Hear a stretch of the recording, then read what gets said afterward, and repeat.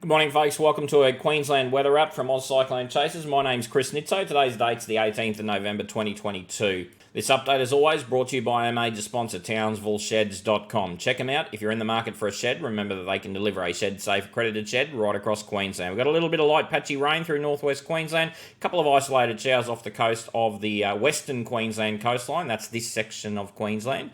And we've also got some showers between Townsville or between Ayr and Ingham, associated with the surface trough line.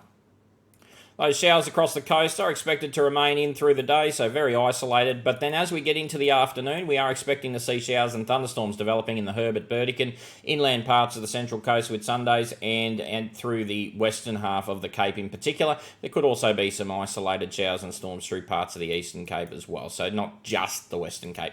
Right, quite clearly there, quite a bit of convection going on through that northeast Queensland inland region, and some of it getting to the coastline in some parts.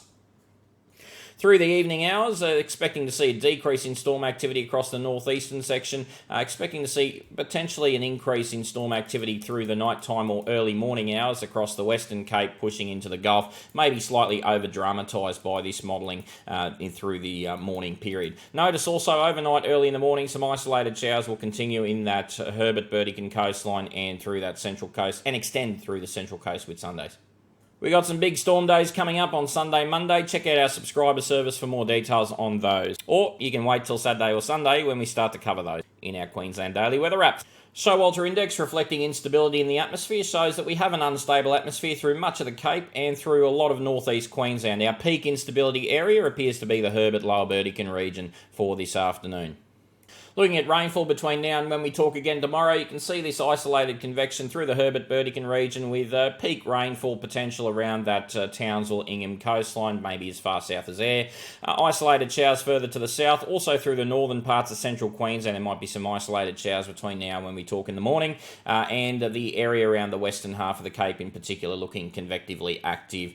This is the start of our next big system, as I said, coming across towards the end of the weekend.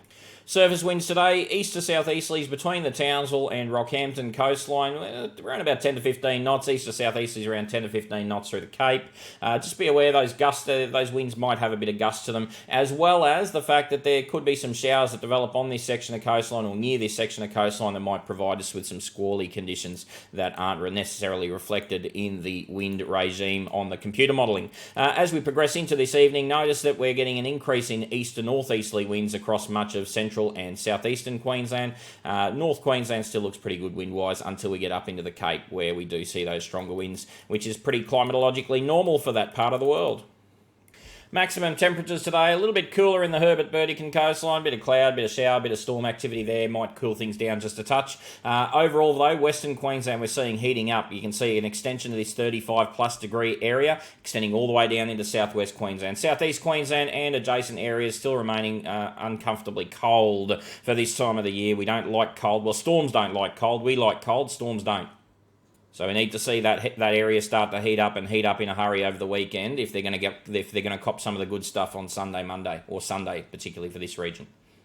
Want to know more about what's coming Sunday and what's coming in the weeks ahead? Join.ozcyclonechasers.com.au. If you'd like to support us, you can subscribe to us, and we give you a hell of a lot more information, and we look a lot further ahead. Have a great day. Talk to you tomorrow.